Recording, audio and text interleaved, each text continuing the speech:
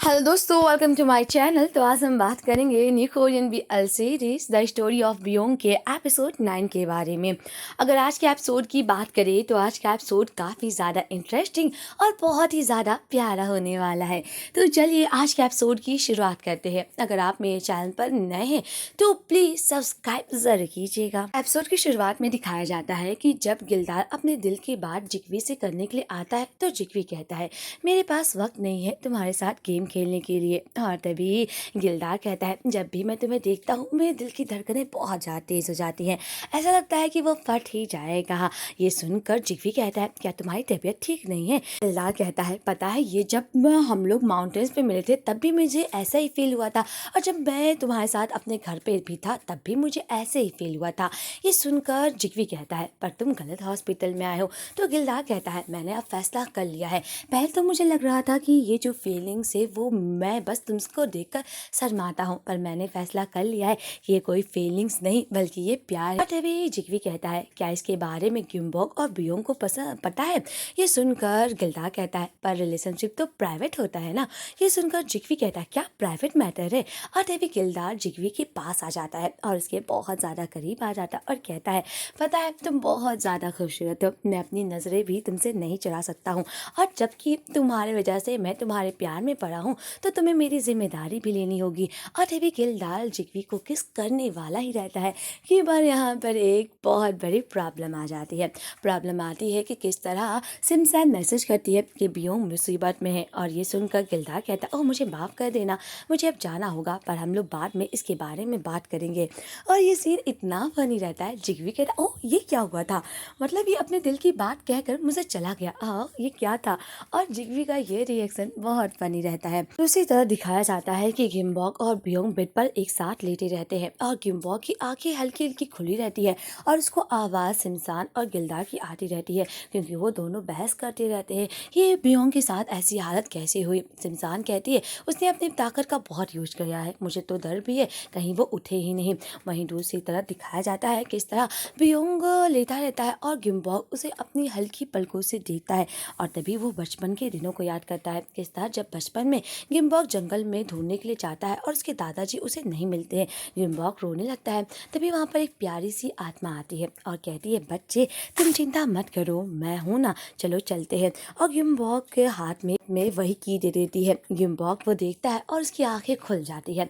गिम्बोक को सब कुछ याद आ जाता है। तभी वो और सिमसान को सामने देखता है और ये देखकर वो कहती, ओ तुम उड़ गए हो? तो गिम्बोक कहता है, तुम वही थी ना जो मुझे बचपन में बचाई थी। तभी गिलदार कहता है, क्या बियोंग उठ गया है? गिलदार जब दरवाजा खोलकर अंदर आता है तो वो बियोंग को देखता है कि अभी तक उसे होश नहीं आया है, और ये सुनकर वो बहुत उदास हो जाता है।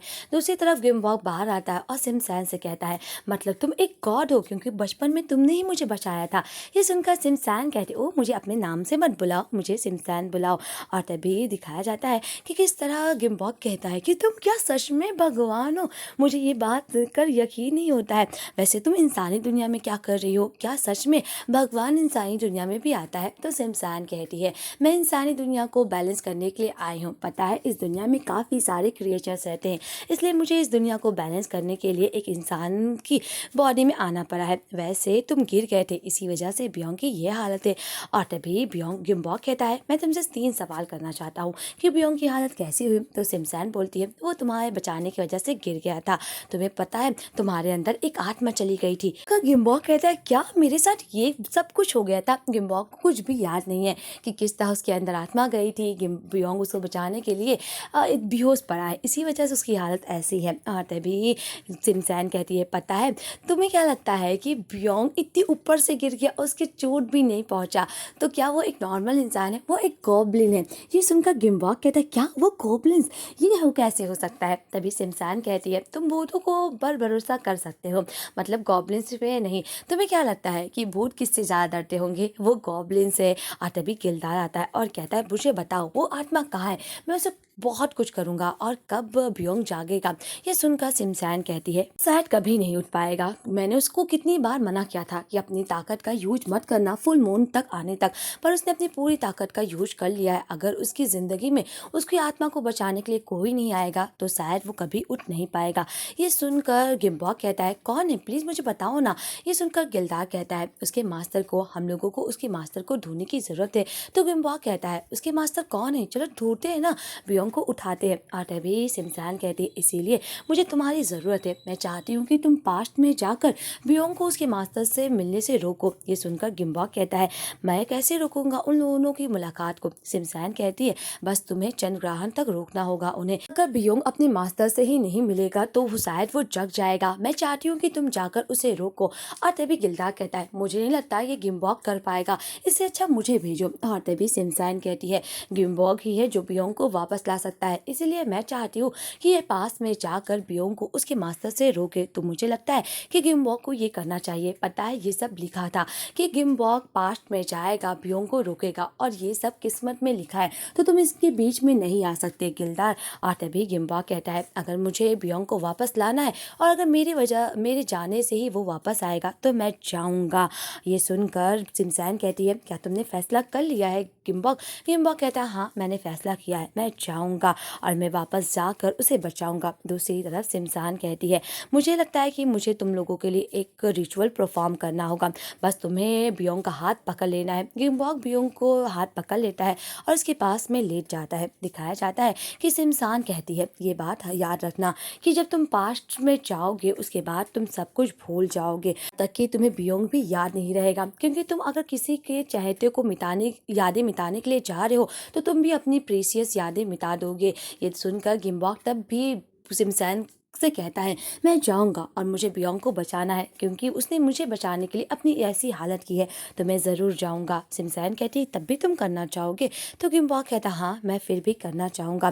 दूसरी तरफ गिम्बॉक ब्योंग का हाथ पकड़ लेता है और वो पास्ट लाइफ में आ जाता है। और तभी दिखाया जाता है किस तरह ब्योंग उसके सामने चाकू लिए रहता है और कहता है तुम कौन हो और इस जगह पे क्यों आए हो, क्या तुमको राजा के लोगों ने भेजा है, बताओ ना। और दिखाया जाता है कि गिम्बॉक कहता है ओह मेरी आवाज़ क्यों नहीं आ रही है, मैं क्या बोलूँ, क्योंकि इस पास्ट लाइफ में गिम्बॉक की आवाज़ ही नहीं आती। तो ब्योंग कहता ओ मुझे माफ़ कर देना, मुझे लगा ये खाली घर है इसीलिए मैं यहाँ पे रहने के लिए आ गया। और तभी गिम्बॉक कहता है ओ ये पास्ट लाइफ में तो काफ़ी ज़्यादा अच्छे से बातें कर रहा था, मुझे लगा ये हमेशा ही इतना अनक्षरा होगा।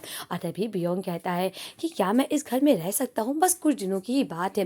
गिम्बॉक को दिखाया जाता है कि वो गूंगा है क्योंकि उसके मुंह से आवाज़ ही निकलती रहती है। दूसरी तरह दिखाया जाता है कि इस तरह गिम्बॉक और ब्योंग साथ में रहने लगते हैं। और तभी ब्योंग कहता है ओ तुमने अपने बालों को कहाँ भेजा है, क्योंकि तुम्हारे बाल बहुत छोटे हैं, क्या किसी कसाई वाले ने काट दिया है या तुम्हारे किसी मालिक ने, तुम बताओ ना, क्या तुम नौकर हुआ करते थे या भिखारी। तो गिम्बॉक इशारा करता है और कहता है नहीं।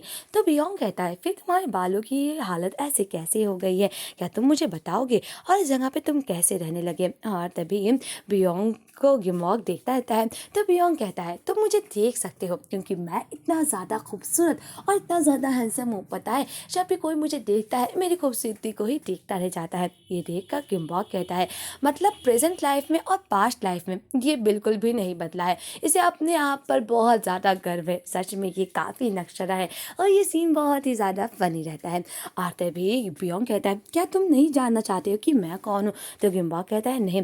तभी ब्योंग बताता है राजा ने एक दल का यूज किया है कि वो गॉब्लिन्स को मारने के लिए एक दल का यूज किया है और मैं उसी दल का बस एक सदस्य हूँ। पता है गांव में जितनी भी परेशानी आ रही है सबको लगता है कि इसके पीछे राक्षस यानी कि गॉब्लिन्स का हाथ है, इसीलिए सब लोग गॉब्लिन्स को मारना चाहते हैं और ध्यान रखना नहीं तो तुम भूतों से मोहित हो जाओगे। ये सुनकर गिम्बॉक ब्योंग को रोकता है और कहता है मत जाओ इशारे में।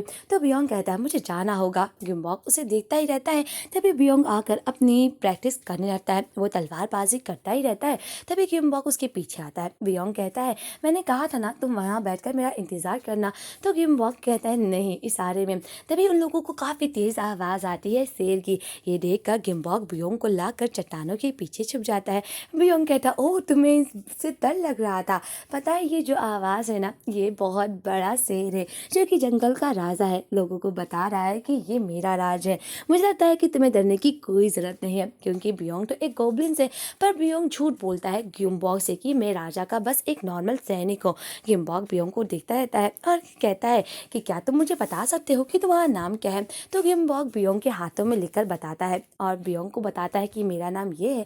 तो बियोंग कहता है ओह तुम पढ़ नहीं सकते, इसमें शर्म आने की कोई ज़रूरत नहीं है, चलो मैं तुम्हें बताता हूँ कि मेरा नाम क्या है। और बियोंग अपना नाम हाथ में लिखकर बताता है कि मेरा नाम बियोंग है। गिम्बॉक फिर से डर जाता है क्योंकि उसे फिर से शेर की आवाज़ आती है और जैसे ही गिम्बॉक को आवाज़ आती है वो उतने ही बियोंग को कस के पकड़ लेता है। बियोंग कहता है पर पता है इस जंगल में बहुत सारे क्रिएचर्स रहते हैं और इन क्रिएचर्स में वो राक्षस भी रहता है जिसे गॉब्लिन्स के नामों से जाना जाता है। मुझे लगता है कि तुम्हें डरने की कोई ज़रूरत नहीं है और वैसे चलो हम लोग चलते हैं। गिम्बॉक बियोंग को देखता रहता है क्योंकि इस ज़माने में बियोंग काफ़ी ज़्यादा हंसी मजाक करने वाला था और जो गिम्बॉक बियोंग को जानता था वो बहुत ज़्यादा चुप रहता था। पर इस ज़माने में बियोंग काफ़ी ज़्यादा हंसता और बहुत खुश मिजाज इंसान था। दिखाया जाता है कि रात हो जाती है। गिम्बॉक बियोंग का हाथ पकड़ के जंगल से वापस आता है और ऐसा 2-3 दिन तक होता है। गिम्बॉक और बियोंग साथ में रहते हैं। बियोंग अपनी तलवारबाजी करता, गिम्बॉक उसे देखता और अपना भी डंडे से तलवारबाजी करने की प्रैक्टिस करता और जब ये करता तो गिम्बॉक को भी चोट लग जाती। ये देखकर बियोंग उससे हंसता और उसे बताता कि तलवारबाजी कैसे करते हैं, तलवार कैसे चलाते हैं। और ये सीन बहुत ही ज़्यादा क्यूट रहता है क्योंकि सीरीज़ में पहली बार गिम्बॉक और बियोंग इतने ज़्यादा क्लोज होते हैं। दूसरी तरफ रात हो जाती है। गिम्बॉक और बियोंग सोते रहते हैं। तभी वहाँ पर गिलदार आता है। बियोंग बाहर जाता है और तभी वो बोलता है कि जिग्वी कैसा है, क्या तुमने देखा। और तभी गिलदार बोलता है वो जैसा कि दवाई लेने के लिए आया था और वो दवाई लेकर ही चला गया। ये सुनकर बियोंग कहता है उसके भाई बहनों का क्या हुआ। गिलदार कहता है कि कुछ दिन पहले उसकी भाई की मौत हो गई। वैसे अच्छी बात है ना, यहाँ का मास्टर बोल नहीं सकता। ये सुनकर बियोंग कहता है इसमें अच्छी बात क्या है। ये सुनकर गिलदार कहता है मुझे माफ़ करिएगा मास्टर, मैंने गलत शब्दों का यूज किया है। मुझे लगता है कि हम लोगों को जल्द से जल्द इस जगह को छोड़कर जाना चाहिए। और तभी बियोंग कहता है पर यहाँ का बच्चा। तभी गिलदार कहता है आपको क्या लगता है अगर आप इस यहाँ के मास्टर की चिंता करेंगे तो आपकी हालत बहुत बुरी होगी। मुझे लगता है हम लोगों को अभी इसी वक्त निकल जाना चाहिए। दूसरी तरफ गिम्बॉक जब उठता है और जंगलों में जाकर ढूंढता है तो उसे बियोंग नहीं मिलता। बेचारा गिम्बॉक सोचता है क्या वो अपने रियल मास्टर से मिल चुका है, मैंने तो उसे रोक नहीं पाया। और यही सोचकर गिम्बॉक बहुत उदास होता है। तभी वो आसमान में चंद्रमा को देखता है और सोचता है कि अभी तो चंद्रग्रहण नहीं हुआ है क्योंकि इंसान ने उसे बचाया था कि बियोंग अपने मास्टर से चंद्रग्रहण की रात को ही मिलेगा। और यही सुनकर गिम्बॉक थोड़ा सा शांत हो जाता है। दूसरी तरफ गिम्बॉक जब दिन में सोता रहता है तो उसे ऐसे दिखता है कि बियोंग जैसे उससे मिलने के लिए आया है, पर जब वो आंखें खोलता है तो वहाँ पर बियोंग नहीं रहता है। दूसरी तरफ गिम्बॉक जंगल के आसपास कुछ जगहों पे जाता है बियोंग को ढूंढने के लिए, पर वहाँ पे भी उसे बियोंग नहीं मिलता है क्योंकि बियोंग गिलदार के साथ चला जाता है। दूसरी तरफ दिखाया जाता है कि गिम्बॉक जब आसपास जगहों में ढूंढता रहता है तभी उसे बियोंग मिलता है जो कि जख्मी रहता है और आज चंद्रग्रहण की भी रात रहती है। तभी गिम्बॉक बियोंग को अपने घर पे लाता है और उसके चोटों की मरहम पट्टी करता है। दूसरी तरफ बियोंग जब उठता है गिम्बॉक को अपने पास देखता है और देखता है कि उसके सारे जख्म पूरी तरह से ठीक हो चुके हैं। तभी गिलदार आता है और कहता है मुझे लगता है कि हम लोगों को जल्द से जल्द जाना चाहिए। तो बियोंग कहता है पता है वो जो लड़का है ना उसके पास रहने की वजह से मेरी सारा जख्म ठीक हो गया है।